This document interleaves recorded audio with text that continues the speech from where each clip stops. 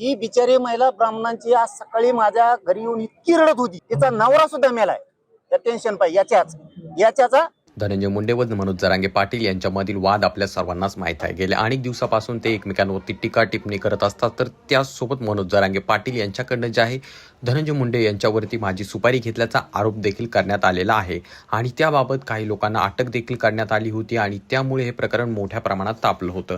तर त्याच पार्श्वभूमीवरती आज एका इंटरव्ह्यूमध्ये बोलत असताना मनोज जरांगे पाटील यांना प्रश्न विचारण्यात आला, धनंजय मुंडे यांना मंत्रिमंडळामध्ये जागा मिळणार आहे, तर यावरचं तुमचं काय मत आहे? तर त्या ठिकाणी बोलत असताना त्यांनी सांगितलं की धनंजय मुंडे यांना कधी मंत्रिमंडळात जागा मिळणार नाही आणि भाजप त्यांना आपल्यासोबत कधीही घेणार नाही. आणि त्याचसोबत त्यांनी इशारा देत सांगितलं की धनंजय मुंडे, तू माझ्या नादाला लागू नकोस.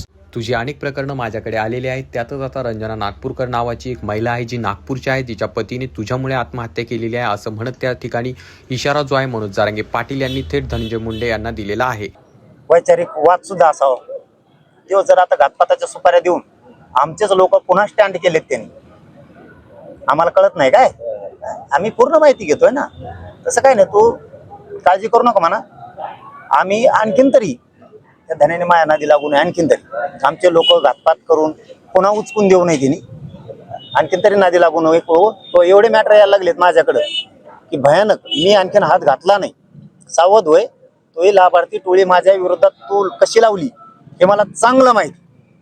तू बदनाम करायला लागला मला, हे पण मला चांगलं माहिती. तू माझेच लोक माझ्याच विरोधात उचकायला लागला, त्या अंधारातून तो लाभार्थी टोळी, धन्याची लाभार्थी टोळी अंधारातून त्याला सपोर्ट करते, हेही आम्हाला माहिती. तुझे इतके मॅटर आलेत, तुला त्यातलं एकच सांगतो, मी आणखी हात नाही घातला. आज सकाळी रंजना नागपूरकर नावाची महिला नागपूरची माझ्याकडे आली होती. आज सकाळचा विषय सांगतो, म्हणून तू सावध होय. ही इतकं भयान मॅटर आहे ते मला सांगितलेलं, कारण ती शोभाताई फडणवीस यांच्या बहिणीची मुलगी त्यांच्या घरी दिलेली, त्या नागपूर मॅडमची. हे देवेंद्र फडणवीसला माहीत सुद्धा नसं आणखी किती प्रचंड मोठी फसवणूक आपल्याच पाहुण्यात झाली, म्हणजे त्यांच्याच पाहुण्याची.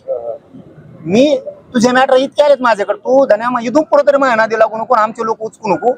आणि आमच्या लोकाला ज्याला तू घातपाताच्या सुपाऱ्या दिल्या त्यांच्याकडे तुझी लाभार्थी टोळी पाठवायचं बंद कर.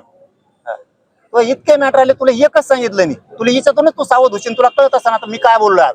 रंजना प्रदीपराव नागपूरकर ही बिचारी महिला ब्राह्मणांची आज सकाळी माझ्या घरी येऊन इतकी रडत होती, तिचा नवरा सुद्धा मेलाय त्या टेन्शन पाहिजे याच्याचा